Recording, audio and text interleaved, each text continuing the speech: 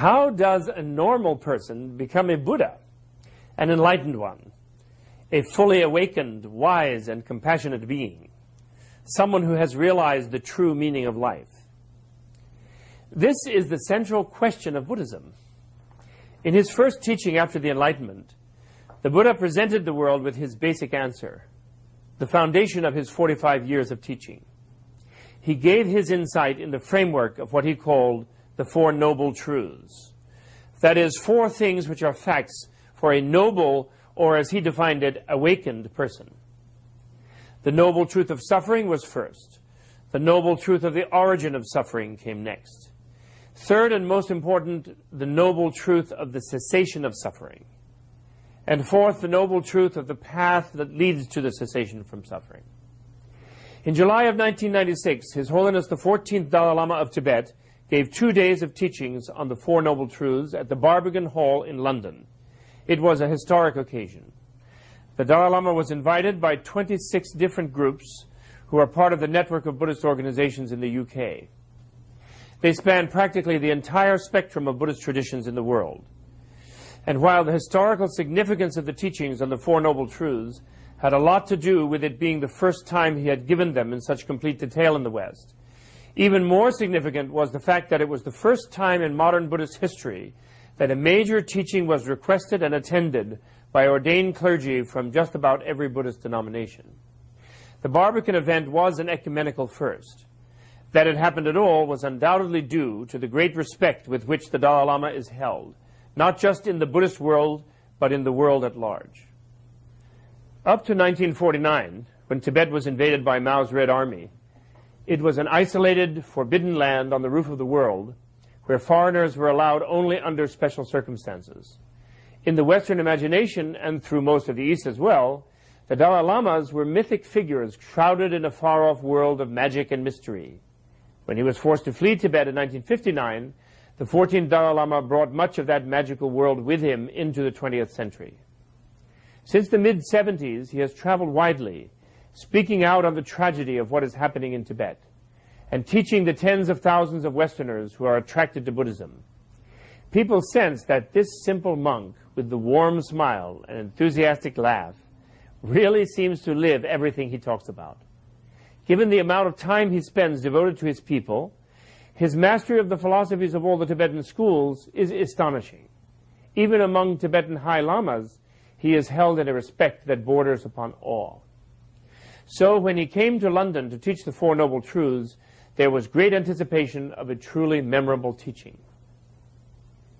The Four Noble Truths are the foundations of Buddhism, the common ground of all the diverse Buddhist traditions in the world. We're told in the Dhammapada, a collection of the Buddha's most ancient sayings, that in the days following his enlightenment, the Buddha sat in perfect peace under the Bodhi tree. When he looked out at the passing world and saw the suffering of the masses of humanity, he wondered how the truth that he had realized, so subtle and profound, could be understood by others. He debated whether to remain in silence. Finally, moved by compassion for those with, as the sutra describes it, only a little dust in their eyes, he resolved to seek out the ascetics who had been his companions until just before his enlightenment. He found them in the deer park at Sarnath. There he first turned the wheel of Dharma with the teachings on the Four Noble Truths. By the end of the teaching, all five had realized enlightenment. The Four Noble Truths are often misunderstood as delivering a pessimistic message that suffering is inevitable.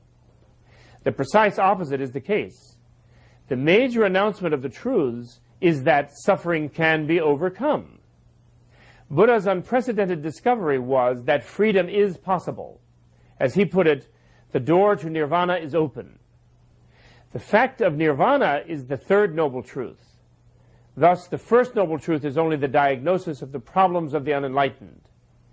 The unenlightened do not know that their normal state is suffering compared to nirvana, why that is so, and that there is a complete cure and how it works. The Four Truths help us to understand these things one by one. As the Dalai Lama says, one must recognize the illness of suffering before one can attempt to cure. Recognizing the cause, one realizes that there is a cure, and then one can aspire to gain freedom from suffering. At the Barbican, the Dalai Lama taught the Four Noble Truths from the viewpoint of early monastic Buddhism first, then from the Mahayana or Universalist perspective, and finally from the point of view of Tibetan Vajrayana Buddhism. According to His Holiness, all these schools teach ways to understand the true nature of reality. Of these, most agree that the Middle Path Consequence School, you'll hear it referred to by its Sanskrit name of Madhyamaka Prasangika, is the most advanced and scientifically precise. It was developed from the teachings of the 2nd century Indian Buddhist sage Nagarjuna by his most influential follower, the 7th century sage Chandrakirti. Madhyamaka Prasangika philosophers observe and explore physical and mental things and conclude that nothing exists absolutely, independently in isolation, but all things exist only relatively, depending on their causes and conditions.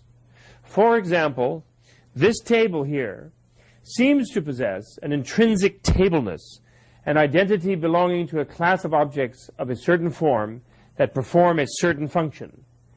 But obviously it didn't just materialize as a table from that seemingly intrinsic tableness.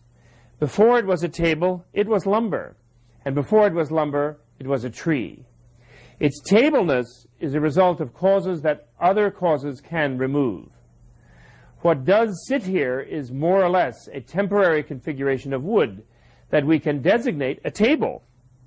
In fact, I am presently using it as a chair. And if we were all termites, we might designate it as dinner. Similarly, everything in this universe of ours exists because of an interdependent network of causes and conditions. Everything is empty of intrinsic reality of its own. Everything. Even this body that we tend to cherish so fondly, isn't it also a result of causes and conditions? Where is the self that we seem to think inhabits the flesh? What's left when this is reduced to a pile of ashes, or when it becomes food for worms? If there is no inherently existing self or soul, what is there? Obviously something. We function in this world. This table is not mere nothing.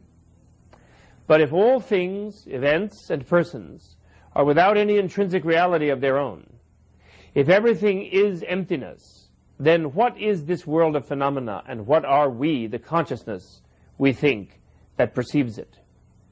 Here some schools, like the idealists, called Chittamatran, fall into an absolutist pitfall by saying that there is nothing but the mind, ultimately emptiness, and denying any reality at all to self and things. In this way, they're similar to the idealist or pantheist schools in Western philosophy. Other schools fall into the nihilistic trap by asserting that the only reality is the relative one, that emptiness is just meaninglessness, completely negative. The Madhyamaka Prasangika school avoids both of these extremes. Unlike the absolutists, it does not deny the relative, designated reality of persons and things. And unlike the nihilists, it does not deny the reality of the absolute. Rather, it comes to the conclusion that the relative can only exist because of the absolute, and the absolute can only exist because of the relative. Or, expressed more poetically, the all is the one, and the one is the all. By correctly deepening our understanding of this emptiness of intrinsic reality of all things, we eventually come to the direct realization of emptiness, which transforms us and gives us the ability to relate to things freely and to beings compassionately. This is our highest possible happiness, nirvana, or enlightenment, the freedom from suffering that is the bottom line of the Buddha's teachings on the Four Noble Truths. According to the magnificent Play Sutra, when he was enlightened, the Buddha first said, profound, peaceful, unfabricated, translucent, uncreated. This reality I have found is like the elixir of immortality. If I teach others, they may not understand. Better I stay alone, silent in this lovely forest. Fortunately, after a while, he went out to teach anyway. And just as fortunately for us, His Holiness continues this effort in our day. So Here is part 1 of the 14th Dalai Lama's teaching on the Four Noble Truths.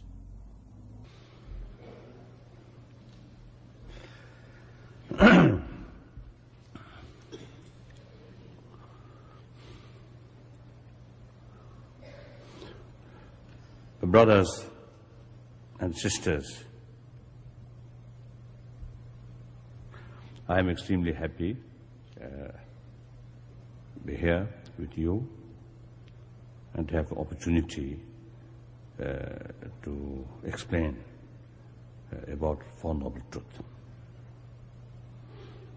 The Four Noble Truths, as you know, the basic Buddhist teaching, the foundation. That's extremely important. In fact, without knowing or without the Four Noble Truths, the knowledge or understanding, and without experience which drawn from that teaching, then it is impossible to practice Buddha Dharma. So therefore, I am extremely happy. At the same time,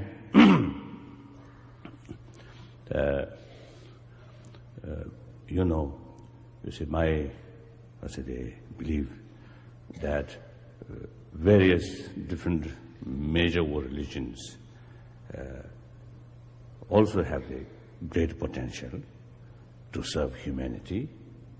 That means to produce good human being, nice human being. Good and nice does not mean nice face or good face.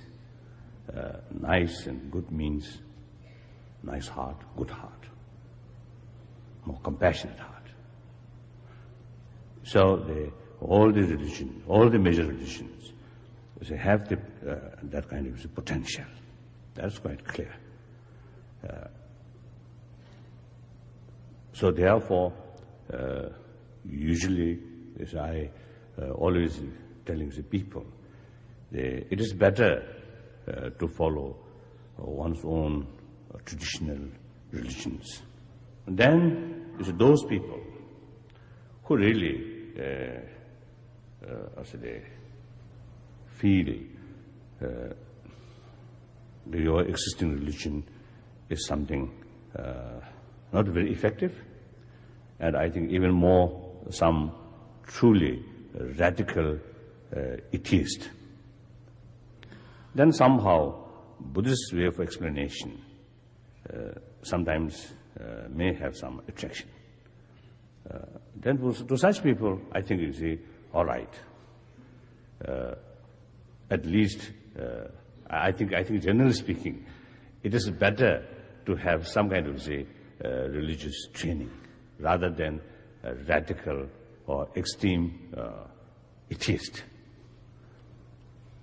So, those individuals who feel really, truly, some Buddhist way of approach, Buddhist as a training of mind, is some attraction, then in that case also, it's very important to think more carefully.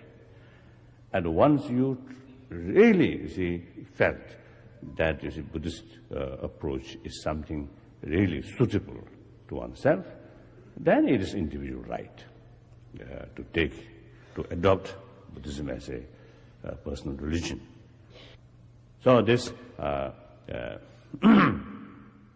want to say at the beginning,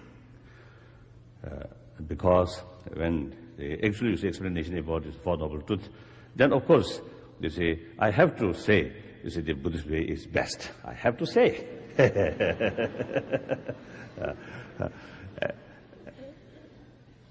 And also, if you ask me, what is best religion for you, for me, then my answer, without hesitation, Buddhism is best. But that does not mean Buddhism is best for everyone. Certainly not. Clear. And also, I think I would like to further emphasize, when I say the other religion have this great potential, this not simply is a polite, right? Out of the politeness or diplomatic way. No. I truly see, firstly, whether we like it or not, the entire humanity cannot be Buddhist. Clear, fact. And similarly, entire humanity cannot be a Christian or cannot be Muslim. Even Buddha's time, even India, Buddha's own country, entire Indian, did not turn into Buddhist. But genuine, you see, warm heart, loving kindness, some kind of very forceful living kindness in their mind. That I noticed. So then, you see, my conclusion is, these various different religions have the potential to produce this good heart.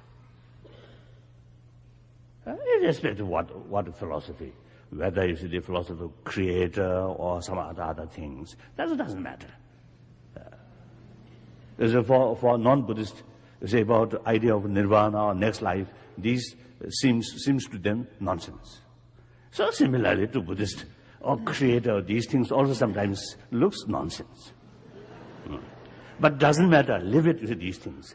But in actual result, is a very negative person through various different religious traditions and transformed a nice person.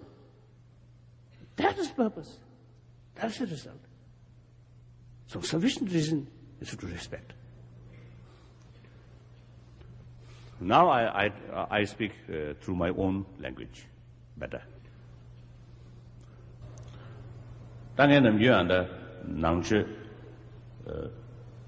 모저를 지르잖아요. 다와도 저번 니려 두그레스. 근데 다와 가르스로는 딘중 다와래. 아니 저번 가르스로는 처음에 저번에서는 미디셔디. Whenever I have been given the opportunity to introduce Buddhism, I always make it a point to explain Buddhism in terms of two principles. One is development of a philosophical viewpoint based on the understanding of or appreciation of interdependent nature of reality. And then the second principle is the principle of non-violence, which is the actual action of a Buddhist practitioner and deriving from that view of interdependent nature of reality. 저번 처음에 봤을 때 아들이야, 아니, 러블러 쟤는 판다. 계시 판다 못하나? 내가 마치 있어야지. So the meaning of non-harming or non-violent behavior or action or conduct is that if possible, one should help others, and if not, at least one should refrain from harming others. That is the essence of the principle of non-violent action. 세상에다 수저대 가는 남주다 최근에 하는 말 샤베이는 깜도도 semji 세대야 돼. semji 세대야 되기 샹라 판다야. 샹두 쿠르티네 샹라 판다야 지요래. 깜주 아니 시간다 깜주다 야쳐부사리 내다 깜주 예배 젠지기 지금 밑에부터 가르슬라나 랜드기 미주분 가는 고요래. 다디 샹 참이죠. 내가 미죠. So from a technical sort of to explain these principles in the technical Buddhist language, then you can appreciate that in terms of what in Buddhism is called as taking refuge in the three jewels, Triratna, and what is known as the generation of the altruistic mind or enhancement of one's good heart. As it is very evident that the idea of or the practice of generation of the mind entails committing oneself in an activities that are aimed primarily at helping others. And whereas the practice of taking refuge in the three jewels lays the foundation for the individual practitioner to sort of live a way of life within an ethically disciplined lifestyle, which avoids engaging in actions that are harmful to others, thus by living according to the laws of karma or laws of causality. So today in the semji nyamne yaojonglia gamje nyamne mena semji nyamne yamare. So therefore unless the individual practitioner has a good foundational experience or practice of taking refuge in the three jewels, it is not possible to have a high level of realization of bodhicitta or generation of the altruistic mind. Today in this anne, that jamdro sayadi, any number in the men, some the jamdro shape. Therefore, from the Buddhist point of view, the demarcation or the line that distinguishes between a practicing Buddhist and a non-practicing Buddhist and someone who is not a Buddhist is made on the basis of whether or not the individual has taken refuge in the three jewels. Jamdro sayadi, injimiji music zani, jamdro tamba lami saru, jamdro shubisini, injimiji tishu pension any number chagi was to make a mare. Consul some nalolia, oh, Buddha Dharma Sangha, Ongonet and the Gebjiresha, Sabaji, Seminalolia, Kobeteshibutuna, and Machare. Some not of Kandina, some children, now what about Hiduare. So, when we talk about taking refuge in the three jewels, we should not have the notion that it involves a ceremony where you take the refuge from a master or something like that, and simply by participating in such a ceremony, you become a Buddhist. That's not the point. The point is, if even without a master, if you, as a result of your own reflection, become fully convinced in the validity of the Buddha, Dharma, and Sangha as the true ultimate object of refuge, and then entrust your spiritual well-being in these objects of refuge. That's the point when you become a Buddhist. You have taken refuge in the three jewels. Whereas if, even though you might have participated in a ceremony, but if there is any doubt in your apprehensions, in your mind about the validity of Buddha, Dharma, and Sangha as being ultimate objects of refuge, that very suspicion or doubt sort of rules you out from being a practicing Buddhist.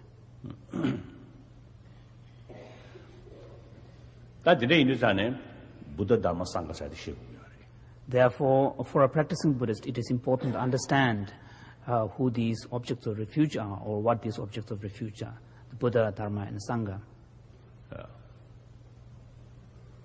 Buddha said, Mijik Shidawachi Kalia, and the Shajaman Buddha, the Jalia Kutam, and Zabaze, and Yangan that the Kasa Jig Chanlia, quite memory, Buddha's lived to talk away and money, that she. So when we speak about Buddha, Dharma, and Sangha, and when we speak particularly about Buddha, we should not confine our understanding of the term Buddha only to the historical person who came to India, who taught a certain spiritual way of life and so on. Rather, our understanding of the concept of Buddhahood should be based on levels of consciousness or levels of spiritual realization. So it is a spiritual state of being that has to be understood. So therefore, we can, in Buddhist scriptures, we can speak about past Buddhas, Buddhas of the past, Buddhas of the present, and Buddhas of the future.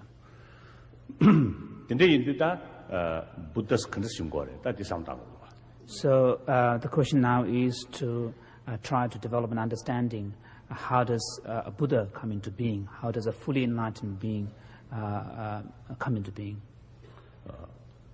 The Buddha says, "Young the Mayon, see the Messiah, Chokunjo, Tandara, Tore, Chokunjo says, Yana, Kindukunjo Yungiari, Kindukunjo says, Yana, the Panjang Munju of Panaji Yunguyana, Panjal Henki Sabins of Panaji Yunguri, Diomayina, and the Dajumba Yunguri, Sanya Yunguri." So there is one in the Zane, that's our Chokunjo told you, Chokunjo is the condition, that is shaped. So when we think about Buddhahood, certainly we will be reflecting upon the question of whether it is possible for an individual to attain such a state or not, or to become a fully enlightened being, to become a Buddha. So here we find that the key really lies in understanding the nature of Dharma. Because if Dharma exists, then certainly Sangha will exist. Sangha members who will have engaged in the path of the Dharma and have realized and actualized Dharma. And if the Sangha members exist, Sangha with the realization of Dharma exist, who have reached stages of levels of spiritual states where they have overcome at least gross levels of negativities and afflictive emotions. If that is possible, then we can envision the possibility of attaining total freedom from these negativities and afflictive emotional states. And that state is the Buddha. So we find here that the key really lies in understanding the nature of Dharma.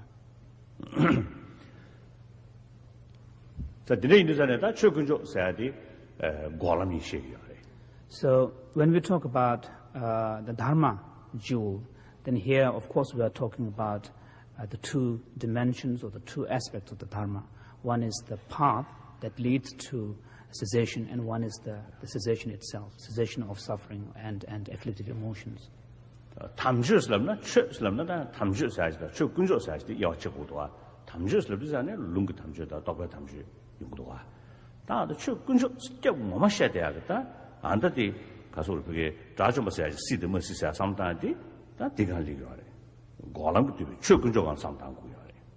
when we are talking about Dharma here, I think one has to be able to make a distinction between the usage of Dharma as a kind of a generic term, which covers also the scriptural Dharma as well.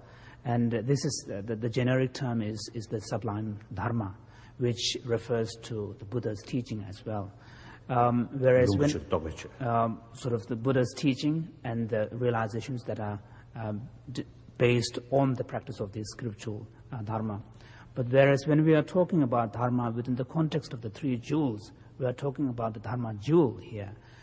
Here, Dharma should be understood in terms of cessation, true cessation, or the paths that lead to that cessation. Because it is only on the basis of understanding the true cessation and the path leading to that cessation, then we can have some concept of arhatship or state of liberation. Today in this time, has it the tendering doing tendering do not only any su tending the Jung Tong de Chue Tong Su Chue Tong de Sangi decision of Tong. Therefore, in one of the sutras, the sutra known as the Pratityasamutpada Sutra, Buddha stated that whoever perceives the interdependent nature of reality, the dependent origination, the principle of dependent origination, sees the Dharma. And whoever sees the Dharma sees the Buddha, or the Tathagata.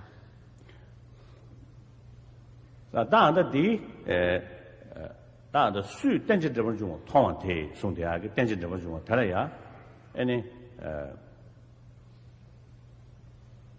Mother de She, the Sheshuali, the Shek, the Shivakalia, Pajita, So and the Umed Luruk, Luruya said that Sheve, Tawa Dishishin Shuna, has a Quadeshuali. So when we try to understand. So when we try to understand this statement of the Buddha in the scripture, whereby he states that whoever perceives the interdependent nature of reality perceives the Dharma, and whoever perceives the Dharma perceives the Buddha.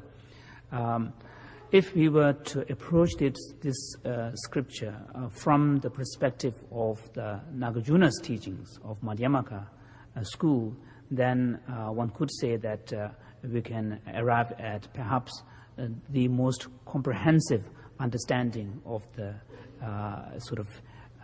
implications of that statement.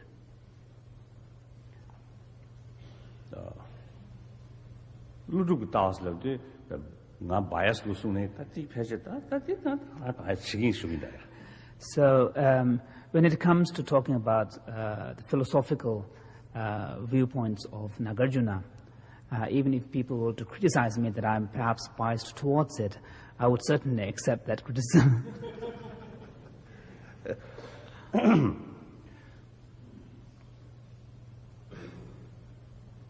Today, this is tension devil joa sidatelia da petit sadigi temp sache sumupan sade joa da tension devil joa da di tension devil joa sidadigi nyala tumungu khoadi kareslamna duda kenla tene duda ken samla tene joa chen da jujing ten shi. So when we try to understand this fundamental Buddhist philosophical principle of pratitha samuppada, dependent origination, the understanding of this principle that is common to all Buddhist schools is in terms of causal dependence. Pratit means to depend on, and samupada refers to origination. And the understanding that is common to all the Buddhist schools of thought is to look at this principle in terms of the causal dependence, to appreciate and to understand that all things and events come into being only as a result of interaction of causes and various causes and conditions. That digi implication karas labeina kasol pge ji dushin chebe chedi tamjalo jumebal chuma maris ene chebabe loyo mondo sana tone cheba maris juda gen zamda dene ene jumare sa de sheyole. The significance of making this statement that all conditioned things come into being purely as a result of causes and conditions is to deny two possibilities. One is the possibility that they can come into being from nowhere with no causes and conditions, causelessly. So that is one possibility that is being negated. And the second possibility that is being negated is that perhaps these things can come into being as a result of a transcendent sort of designer or a creator.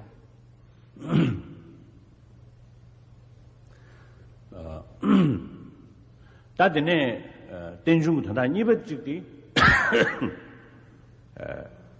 sukjengi chejibina ene choji che 가서 choji chajen shita ene suk mabaji me인니 지 shebato 지 me인니 계신 것이 ene 차도 제대 근데 전에 도든 ene 쳐가다 가이나요 ene 차도 제베스 근데 인도산에 차생의 최대 찰때는 딱샷이 that reject shape.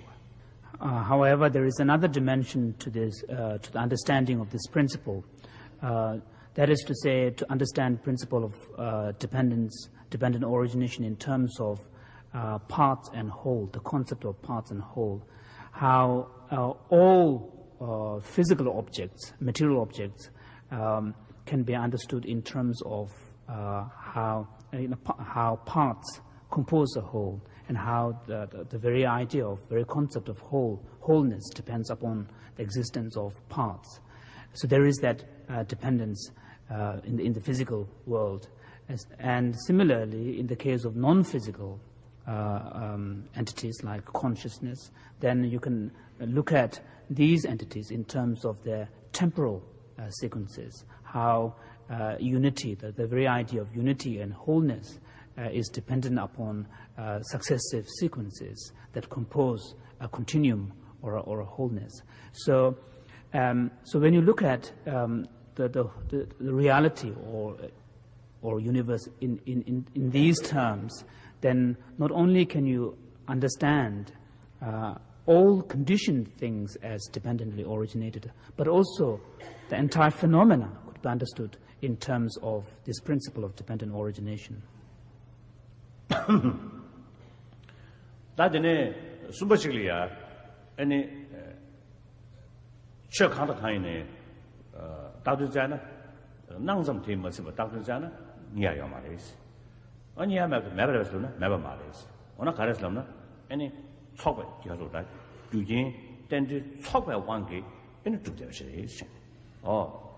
유진 땐지 다 척발을 떼네 and that's something is as shape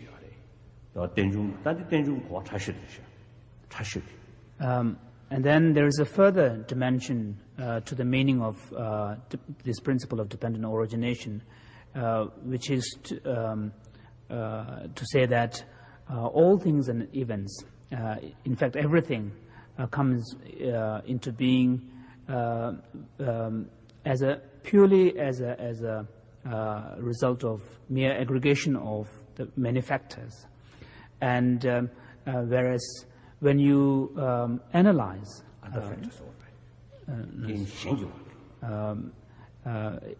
there is an understanding that it is simply in dependence upon others that they came into being, that they lack any independent or intrinsic identity or intrinsic existence.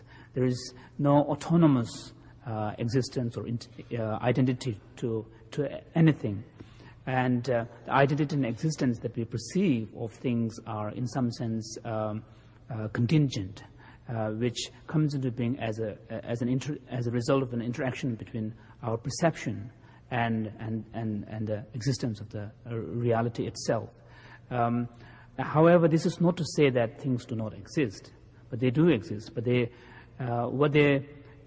what is the case is that they do not exist with independent or autonomous realities. 다 땡중사디 그냥 고아지 소리 거둔 뜻이 다 대대비 땡중기 통나 최 통그리 시작 최대 그들 수 거스나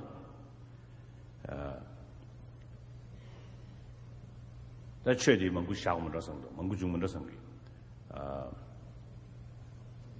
규진 잠라 땡네 봐 규진 잠라 땡네 중에 땡중 통나 아니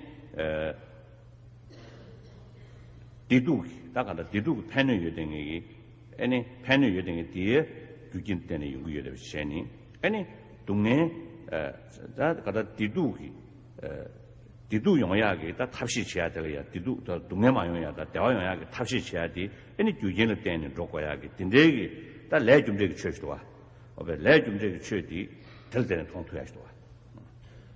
So, corresponding to these three different sort of dimensions or three different levels of meaning of the principle of dependent origination, one can also read three different meanings into this concept of dharma, because referring back to the statement again, to say that seeing dependent origination leads to the seeing of the dharma. So here, if we were to relate to the first level of meaning of dependent origination, which is in terms of causal dependence, by developing a deep understanding of interdependent nature of reality in terms of causal dependence, then one will be able to appreciate the workings of the karma, the karmic law, how experiences of pain and suffering comes into being as a result of negative actions and negative thoughts and behavior. Similarly, how sort of desirable experiences such as happiness and joy come into being as a result of causes and conditions that corresponds to that, such as positive actions and positive emotions and thoughts. So by understanding the principle of dependent origination in causal terms, one will be able to develop a deep understanding of the law of karma.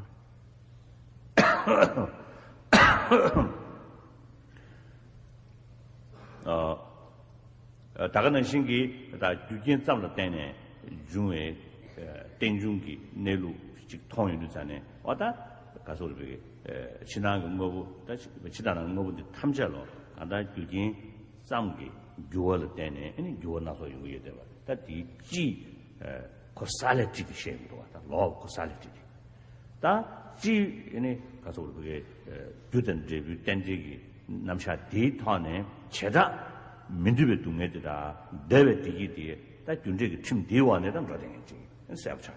So once you develop a deep understanding of the principle of dependent origination in terms of causal dependence, what it does is it gives you a fundamental insight into the nature of reality, that everything that we perceive and that we experience come into being as a result of interaction, aggregation of causes and conditions. and you develop a fundamental perspective towards your own inner experiences and also towards the world at large, to see everything in terms of this causal principle. And once you have developed that kind of philosophical outlook, then you will be also able to locate or situate your understanding of karma within that principle, because the operation of the karmic sort of laws or karma is in some sense an instance of this overall general causal principle. Tadine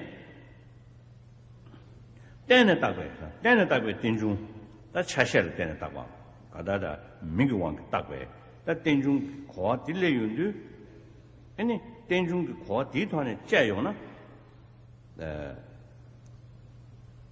Dambar Naya, Dambar Modrube, Nane Mitubiti, in shame. Similarly, when you have developed a deeper understanding of the two other levels of understanding of dependent origination, these are understanding in terms of sort of dependence on parts and whole, and also dependence of the sort of interdependence between perception and existence, then one will be able to develop a deeper philosophical sort of perspective on the world, which is to appreciate that there is a disparity between the way things appear to you and the way things really exist. That what appears to you as some kind of intrinsic, autonomous, objective reality out there does not really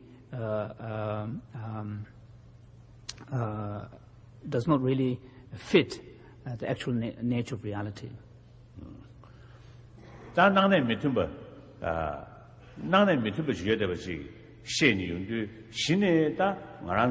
Emotion nalolia. Any Kasolbege Eugene Nane Mitumba Ibachilla, any emotion dignifican Zindande, and a Nane Tumbalian Zin. Dindeganeta, Jan Chayong Chigi, Takadachi, Numo Nang, Numo Tao Tao to in Shineji, Chislo, Loy, Shepiachi, Yonsari. So once we are able to develop this perspective, this understanding that there is a disparity, a fundamental gap or a disparity between the way things appear to us and the way things really exist. Once you appreciate that gap between appearance and reality, then you will gain a sort of a certain insight into the workings of your own emotion and your reactive sort of emotion towards events and objects. You will gain an insight that underlying our strong emotional responses or reactions to situations or events, we see that there is an assumption of some kind of independently existing kind of abiding object, some kind of objective reality out there. So the negative any Loy Kasurge Lochirava Gashegi, any Pigeta Shenyu Medeva. Shenyu Medeva.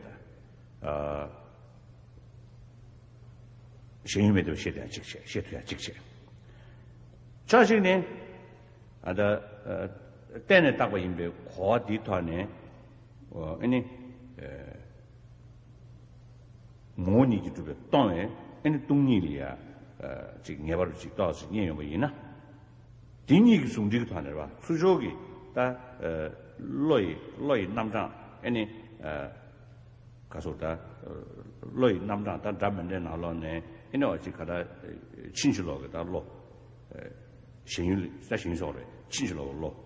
The doing Shin mating, Dindig lawyer getting a chick, shit.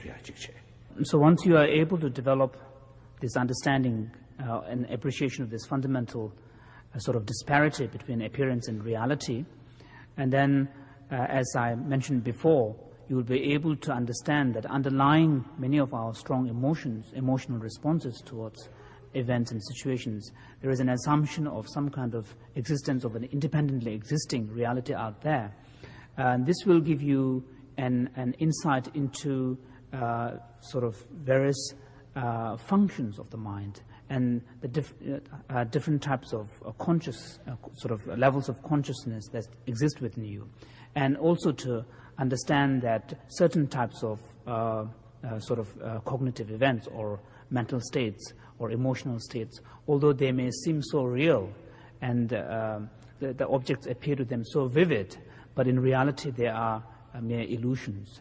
And 자, 아니 저 직내 때에 딱봐 이ம்ப 디 코에 때에 딱봐 이ம்ப 준세도 제디 정신기 땅에 고아지 내용하지 윤두 땅반이 있어야 돼 경쟁이 되네. 땅반이 이mb디 경쟁이 되네. So you to carry on with the translation of an earlier statement. So if you are able to develop this understanding that within your own mental states and emotional states, there are certain states which may seem very real and which may seem to be relating to objects which seem so real and vivid to you, but in reality these are states of illusions, that what the objects that they relate to do not really exist. So through that way we will be able to gain an insight into what in technical Buddhist language is called the origin of suffering. These afflictive emotional experiences or emotional states that lead to confusion, misapprehension, and then which afflicts the mind. And when this is combined with the understanding of this interdependent nature of reality at the most subtlest level, then we will also gain insight into what in technical Buddhist language is called the empty nature of reality, the emptiness of all things and events, how each and every object and events lack an intrinsic or independent reality, that they come into being only purely as a result of aggregation of many factors, that they do not possess existence or identity that is independent or autonomous. So once you gain insight into that emptiness, then of course you will be also able to understand that any apprehensions that conceive reality in the contrary way, that things exist intrinsically, that things exist independently, then you will know that these apprehensions are misapprehensions. These are misconceptions pertaining to the nature of reality. And then you will also realize that they have no valid grounding either in reality nor in your own valid experiences. Whereas the empty nature of reality has a valid grounding both in reason and also in your own experience. Through that way, you will be able to understand, appreciate the possibility of arriving at a state of knowledge where you can conceive the possibility of eliminating that misapprehension completely, and that is the state of cessation. So the point is that by developing a deep profound understanding of the principle of dependent origination, you can understand both the truth about the origin of suffering and also subtle origins of the suffering, and also the truth of cessation. So this is the meaning of the statement that by understanding or by seeing dependent origination, you see the Dharma. So through this way, you can see the truth of the cessation and the path that leads to that cessation.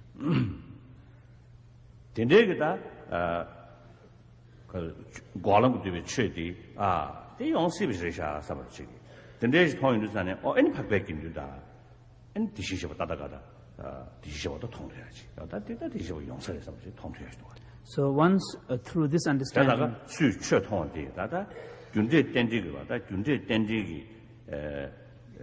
가서다 최디통 디통에 아니 가동야 차차차시 그도리야 아니 가서 주디 던지 참여 때문에 아니 고람 그 최디통 될 때문에 아니 상계통 돼야지.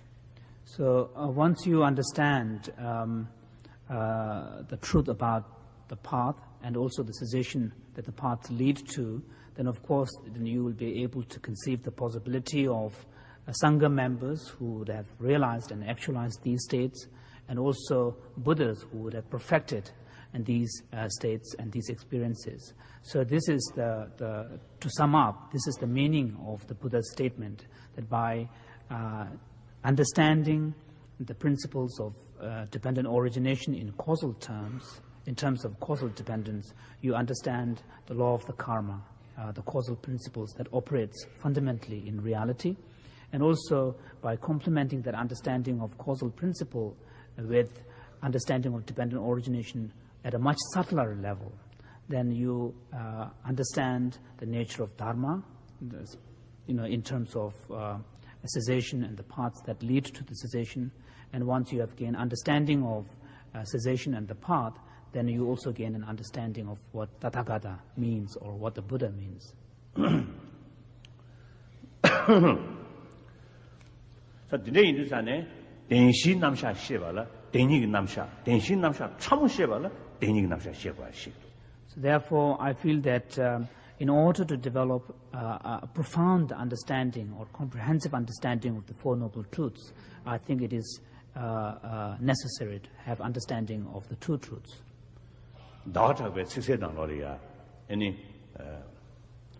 동바태나 된중 태그레스 된중 태나 교대 경기 디두 교대 경을 때네 디두 용야디 태그레스 디타나 동네다 바타버레스 군주다 바타버레스 아니 도군여나 다더기 드셔디디 공바장니 아니 군주다 바치 여나 아니 디사야지 부데스 디사야다 용구를 써라 딱 하다지 도군기 남샤 데이터네 아니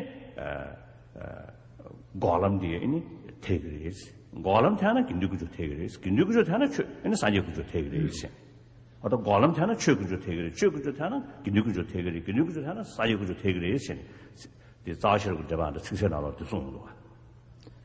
Therefore Chandrakirti says in his Prashnapada clear words, he states that if one can appreciate the principle of emptiness, the doctrine of emptiness, if one can posit emptiness, then one can posit the interdependent world, the world of interdependent origination. If one can posit that, then one can posit the causality, the causal relationship between suffering and its origin. And once one can accept the causal relationship between the suffering and its origin, then one can also conceive and accept the possibility of its cessation. If one can do that, then one can also accept the possibility of individuals, Sangha members who have realized and actualized these states. If one can do that, then of course one can also conceive Buddhas who have perfected these states of cessation. 자상가 나와 땡중 때문에 구조되면서 아니 때는 중 니 윤제도 제대 아니 러시 동거셔야 돼. 전달돼 봤지. 담반이 뜻이 나가서 주셔. 대단해. 아니 담바신 남샤지. 담바신 남샤가 타네. 아니 가서 촉숨 군조숨 So this is how one can appreciate the Buddhist, fundamental Buddhist doctrines of the true truths. It is from the understanding of our phenomenal world of experience and everyday world of lived world of experience that one can appreciate what is known as the world of samvriti satya, the world of conventional reality, where causal principle operates. Once you can accept that, then you can also accept the fundamental underlying reality, the empty nature of that world, which according to Buddhism is the ultimate truth, the paramartha satya. And here we can see a kind of a relationship between the two aspects of reality, because the world of appearance is used not so much as a contrast or an oppositional world to the world of ultimate truth, but rather it is used as the very evidence or the very basis, grounds on which the ultimate nature of reality is accepted. Once you can understand the relationship and the nature of these two truths, the world of conventional reality and the ultimate truth, then one is in a good position to fully understand the meaning of the Four Noble Truths taught in the scriptures. Once you can understand the Four Noble Truths, then you have laid a profound foundation to develop a good understanding of what is meant by taking refuge in the three jewels.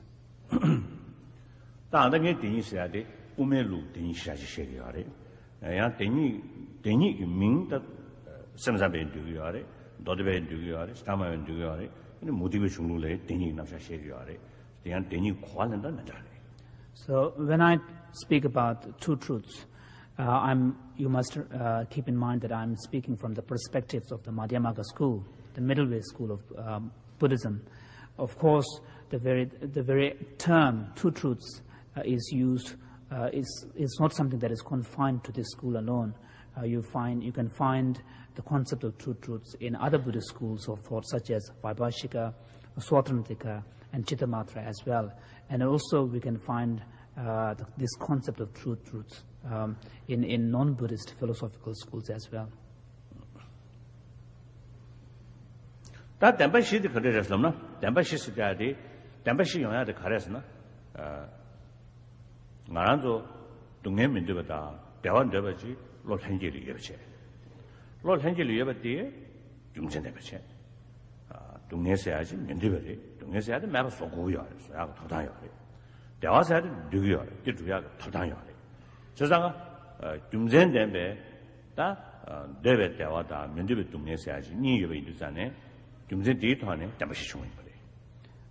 Now the question is, why Four Noble Truths? Why do they exist? And why did the Buddha teach the Four Noble Truths? And now here we must relate that to our own experience as an individual human being. It is a fact, it's a natural fact of existence that we all as individuals possess this innate desire to seek happiness and to seek to overcome suffering. And that is a fact of our natural sort of existence. And this is something that is very instinctual and innate, and it does not need any validation or justifications for its existence.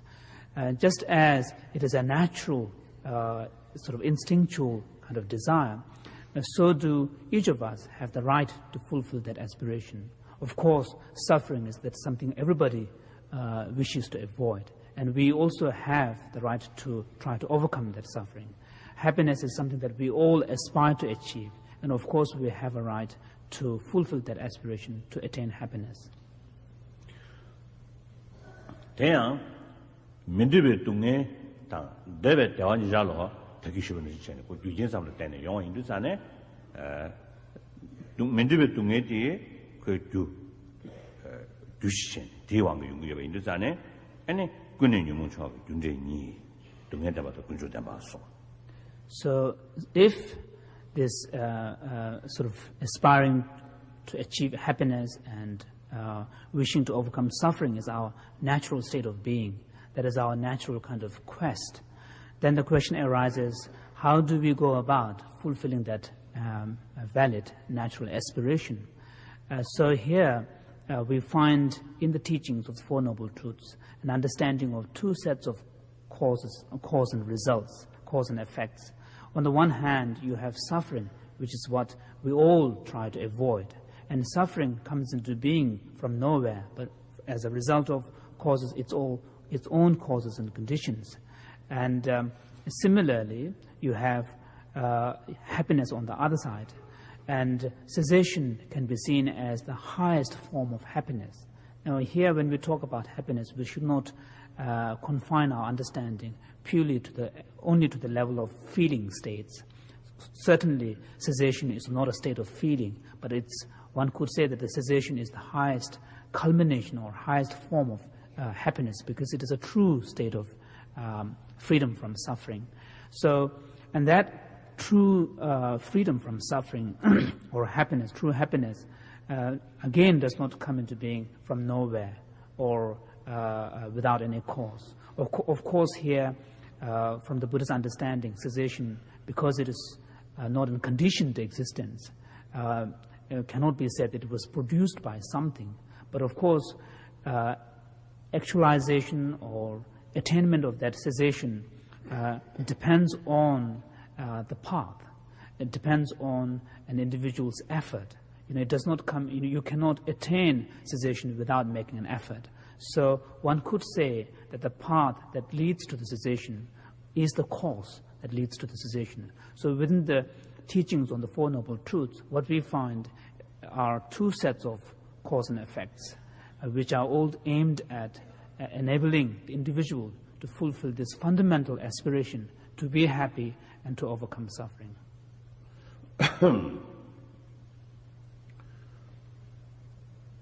다 담바시 구림디 아니 균제 중릉기 구림디 매버체 이 냠랭기 아니 냠노께당기 난갈 때는 구림디 송인체 동네 군중 고과 람스 담바시.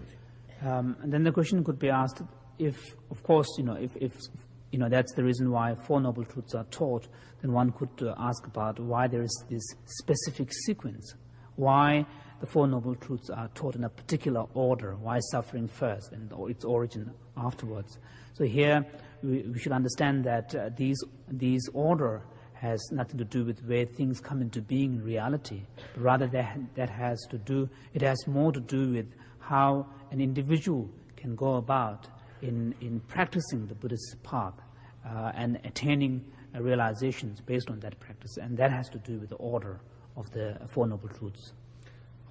잠바고도 안다 유라면 나올이야 내 시자 내지도 방자라 내내 도저 맨날 담바 자와 따르스 아니 동해주도 장고바도 디신람 아니 시자 방자 리보셔시 잡어셔시 담바셔시 송니 다 빼나 아주 내기 나요 동해지 뺏고네 아니 도마 내 너기 요디 그냥 시고 있어 봐. 내 너기 요디 시베이나 다 신의 내들 민두별로 게임이잖아요. 아니 내디 죽하는 때는 중도와 뒤줄이야 재전도 Maitreya states in his Uttara Tantra, a Sublime Continuum, which is a text, he states that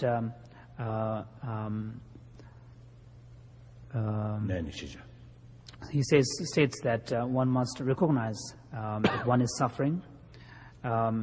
So the illness has to be first recognized, and then the causes of illness to be avoided, and the state of sort of cure must be sought, and then the medicine that would lead to that cure is something that one must take or adopt. Similarly, suffering is something that one must recognize, and the origin of the suffering is something that one must abandon. And the cessation of suffering and its origin is something that one must aspire to actualize, and then the paths that would lead to to that cessation must be realized. So what this points to is that here the analogy that is used to explain the way in which realizations based on the Four Noble Truths could be attained, the analogy used here is the example of a sick person. In order for that sick person to get well, the first step is that the sick person must know that he or she is sick, or he or she is ill. But without that, the desire to become well or cured from that sickness would not arise. And once you have that recognition, awareness that you are sick, then of course you will try to find out what led to it, what were the conditions that led to it, and what makes you even more sick. Once you have recognized that, then you will also gain sort of an understanding whether it could be cured or not, and then you will have sort of a wish to be free from that illness. Once you have that wish, then you will apply all the medical. 내가 자나 사버지 내 나라 눈에 열지. 위십시오. 근데 내가 두못 천 여백도 어차피 다 두고 삼는 거. It's not just a mere wish, but also once you have recognized what are the conditions that led to your illness, you will also have a stronger desire to be free from that, because you, in a sense, you will also have a conviction that you can overcome that illness. Once you have that conviction, then you will also apply all the medications and get treatment and so on. Similarly, unless you know that you are suffering, your desire to be free from suffering would not arise in the first place. So the first step for a practicing Buddhist is to recognize your state of being as a dukkha, in the nature of suffering. Once you have attained that recognition, then you will, of course, look into the causes and conditions that give rise to that state of suffering. 다전에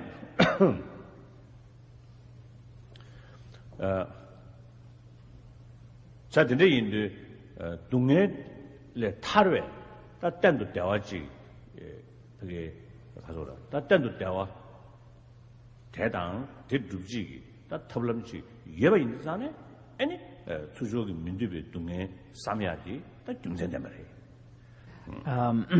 It's very important to understand the context of the Buddhist emphasis on developing this profound recognition of being in the state of suffering or dukkha. Otherwise, there is a danger of misunderstanding the Buddhist spiritual kind of approach, outlook, and thinking that Buddhism demands a lot of morbid thinking. Being sort of pessimistic and thinking only about suffering. The reason why Buddha emphasized so much on developing a profound insight into the nature of suffering is because there is an alternative, there is a way out, there is a possibility of a freedom from that suffering. That's why the recognition or realization of the nature of suffering becomes very important, because the stronger or more deep your insight into the state of suffering is, the stronger the force of your aspiration to gain freedom from that would become. So it is important to understand that this emphasis on the nature of suffering and the Buddhist spiritual path is within the context of a wider perspective, where there is an appreciation that there is a way out, that there is a possibility of a freedom from that suffering. Otherwise, if there is no possibility of a freedom from suffering, if there is no concept of a liberation from suffering, then it is totally pointless to spend so much time reflecting on suffering. It would be just useless.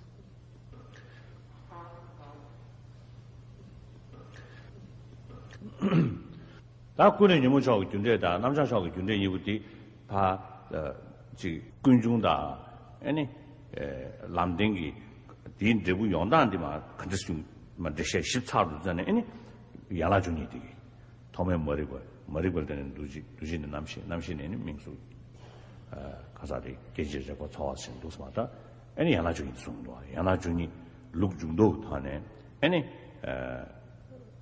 가서에 코 죽도지 코와 룽중도 타네 머리반에 맞아 것이부터 마송야다 야나 야 다갈래 양고 루주도 니수니 것이 된지 아니 계획 된지도 중 계획 된지 아니 시베 된지는 중 도시야 저는 그런 루중도 니샤 루중도 니团的 마시니 가다 군인 유무초 코 죽수치.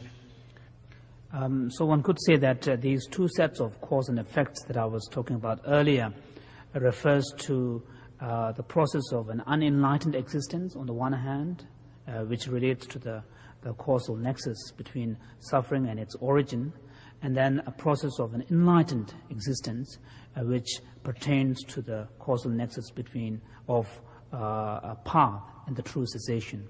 Now, when the Buddha elaborates the understanding of these two processes, then he taught what is called the teaching, the doctrine of the 12 links of dependent origination, these being the 12 members of the link being ignorance leading to volition, and then that leading to consciousness and so on. So that is in some sense an elaboration on the teachings of the Four Noble Truths, when the causal process of an unenlightened existence that is sort of within the framework of suffering and its origin is elaborated, then you have the sequential order of the 12 links of dependent origination, how an individual sentient being, as a result of certain causes and conditions, enters into this process of samsaric existence or unenlightened existence.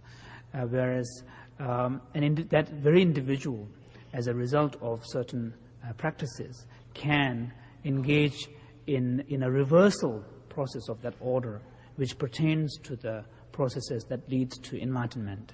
And here, then the 12 cycles, instead of rotating in a sort of a sequential way, their sequences are reversed, and that leads to the true cessation. For example, like if you seize the continuum of ignorance, then of course the continuum of the volitional actions will be seized. If that is seized, then the consciousness that serves as the kind of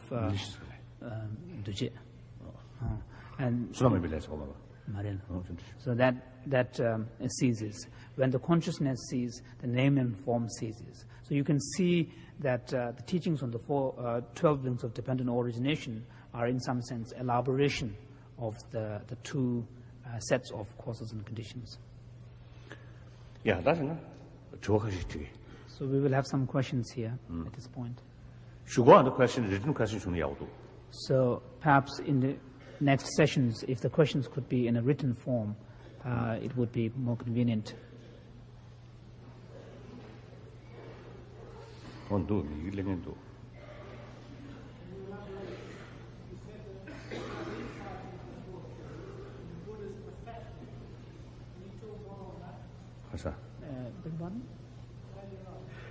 The question was that His Holiness spoke about individuals gaining the practice, sort of individual practitioners gaining insight into the Four Noble Truths, and then spoke about Buddha having perfected these insights. So the question was, what is the difference between individuals gaining insights and Buddha's perfection of these insights? Is that the question?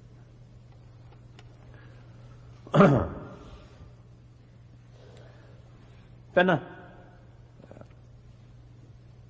Midagwa Dogwa Lord Chashana Toma Bena Dengzin She Dengzin de any that Tenju the Shiki Ribipa Jenny, Papa Jane Zane, any touching zingi Logdodi, any Tazung.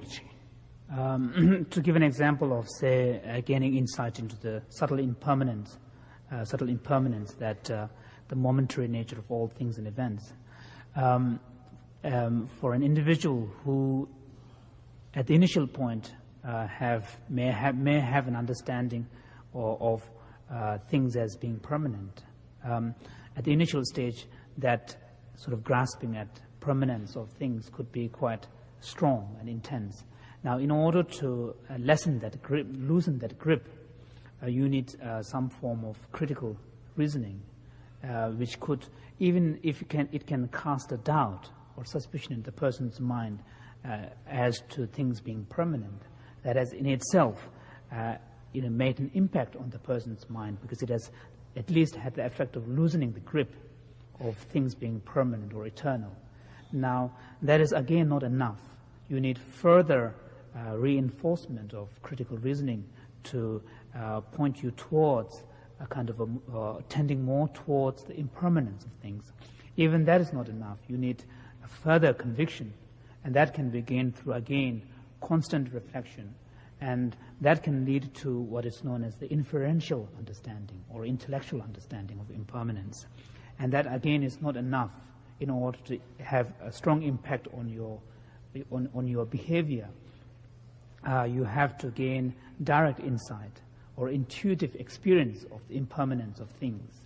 And that, again, needs to be further perfected, because the idea is that the grasping at permanence is deeply embedded in your consciousness, that it's not just one insight can dispel it. It's a long process of deepening your insight that would eventually dispel that even as smallest tendency towards grasping at permanence. So this is it's a long process of kind of deepening your insight. So this would be the same in the case of emptiness or any other things. However, on the other side, there are certain aspects of the path which may have less to do with cognitive experiences, which may have more to do with, I suppose one could say, enhancement of the heart, like compassion, bodhicitta, and so on. In these areas, at the initial stage, of course, one has to develop some understanding of what compassion is, and then you have to have some sort of notion of how that could be enhanced. And then as a result of your practice, you may gain at the initial stage some kind of simulated experience of these. When you sit down and think, you may feel you're compassionate, but that compassionate may not be long-lasting, that may not be pervasive, that may not permeate your very being. So what is needed is a further deepening of that experience, so that your compassion becomes spontaneous. It is not dependent upon a sort of intellectual simulation. Rather, it would be a truly spontaneous, responsive to sort of occasions that would demand that response. And through that, again, that experience of compassion could be further deepened, and it becomes universal. There is, again, a different aspect of the path. So it's again here, there's a long process. Any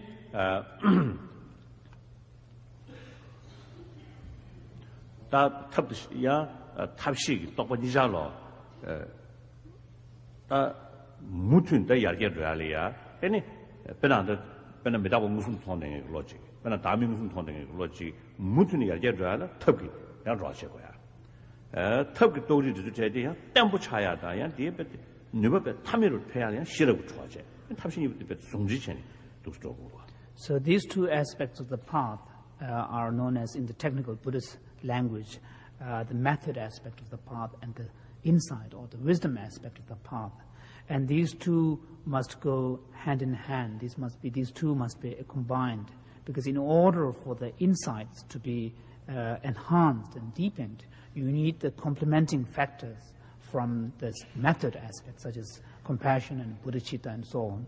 Similarly, in order to enhance and deepen your realization of compassion and bodhicitta, you need, and also in order to strengthen them, you need the factor of wisdom, the insight, which would sort of, ground them, which would sort of enhance them. So you need, therefore, a sort of an approach where there is a combination or the union of method and wisdom. 다야 델레이 캠에로 가수래 베나 미다고토고 로티기 거기 겐다르 등징으로 들어왔다. 베나 미다고토에 베나 미다고 무슨 통이잖아요. 다 디가다 등징으로 로티 매바 차버리디 이네 아다 등징으로 로티 제기 야고 가수래 미다고토고 로티 베 가수래 베 고바 탐미로 패야리야 더동 등징으로 들어가 몇개기 주거다. So similarly, in the case of, say, insight into impermanence, although that very insight would enable the individual to overcome graspings at permanence, but that does not mean to say that that path alone would lead to total liberation, because there are many other fetters of mind that constricts the mind, such as grasping at liberation. No. 미다고 통에 로 코라 그냥 가서 다시 고바 탐미로 해야라. That insight into impermanence and deepening that alone is not enough. Even to perfect that insight, you need further complementary factors, because there are other other factors within your mind. It's not just permanence, grasping at permanence, but also grasping at independent objective reality of things, grasping at abiding principles, or grasping at intrinsic reality. So these need to be counteracted through, again, developing insight into emptiness. So what you see here is a very complex process of progression of an individual's level of consciousness through spiritual processes towards perfection. Your Holiness, is there a difference between thought and action relating to cause and effect? That is to say, can a thought cause an action and vice versa? Peji, 마상의 레시전에 셈벨레가 상담으로 셈벨레 상담이나 삼랑 군우랑 가는 거 군우 소리다. Of course, when we talk about the Buddhist concept of karma or karmic action, it is not confined to the bodily action alone. It also embraces the mental acts or emotional acts, if one could say. For example, when we talk about acts of covetousness or harmful intention, and these need not necessarily manifest in behavior. One can have the full action of these thoughts without being expressed in action at all. So one can see a completion of these acts even at the level of mind or thought. Your Holiness, it is a well-known fact that you are a very busy person with many demands on your time. Could you advise a lay person with home, family, and work demands how to develop a systematic schedule or pattern of practice? Systematic pattern. The routine.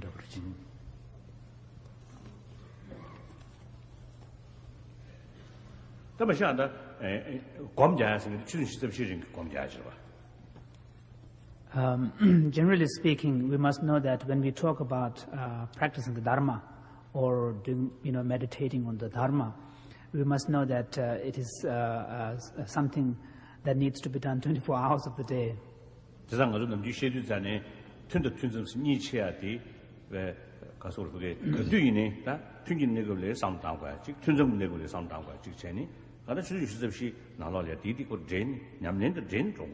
So that's why in the traditional Buddhist explanation, we make a distinction between actual meditation sessions and post-meditational periods.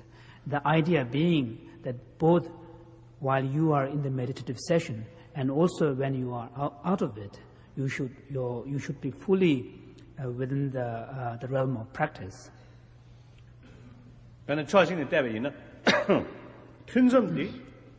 당문에 취역이지 남주 동성 뭐마도 튼성들 튼기난저디 즉 가서다 튼성 걸려야 아니 즉 취도 좀 영향이 그 누가를 튼거리 주겠어지 배랑 안 주지 가서 로제 배주셔야지 콜로 사야지 가르쳐 놨어 거래 로 봐야 된다.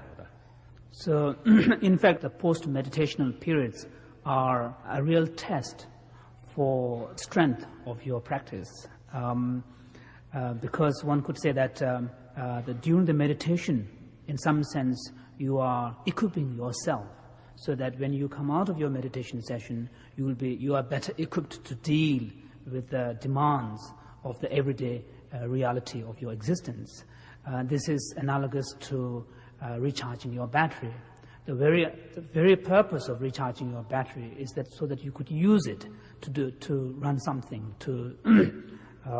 So similarly, once you have equipped yourself in your meditation through whatever practices that you engage in, as a human being, you can't avoid the daily routines of your existence, be it interacting with others or all the everyday realities of your existence. These are something that as human beings you cannot avoid. And it is during these periods that you should be able to live according to the principles of your Dharma practice, and that is the real test.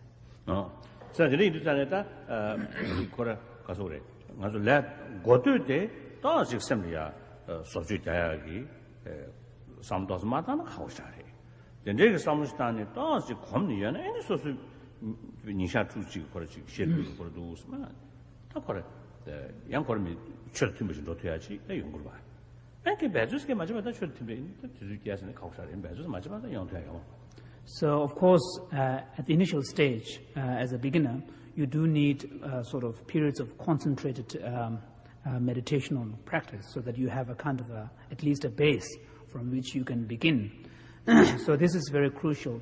And then once you have established that kind of base, then, of course, you will be able to then adopt a way of life where your daily activities, everyday activities of your life could be at least be made to accord with the principles of the Dharma. So what it does point to is the importance of making an effort. So without effort, there is no way that we can integrate the principles of Dharma in one's life.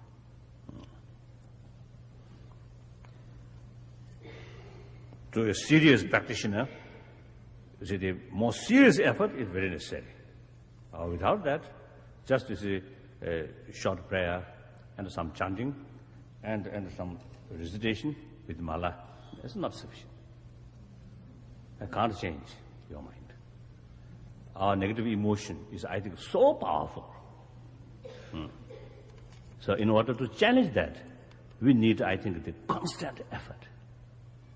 Through that way, yes, definitely we can change. But usually I responded to my Western friends, their question or their request, the quickest and easiest and most effective. Then perhaps another question, cheapest.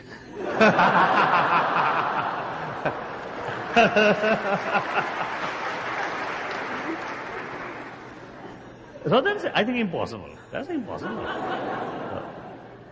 I think that is, I usually feel that is a sign of failure. Sign of failure.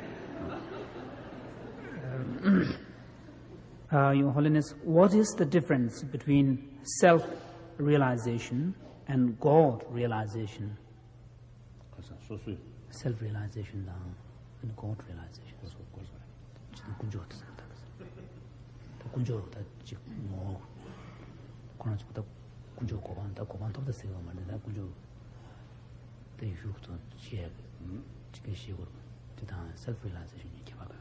I don't know.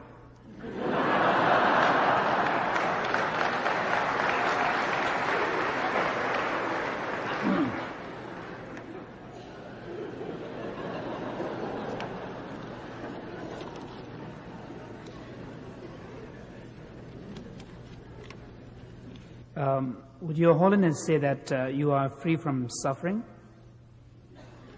No. No. Certainly not. Lot of suffering. And currently some suffering here. Voice, coughing. That also a kind of suffering.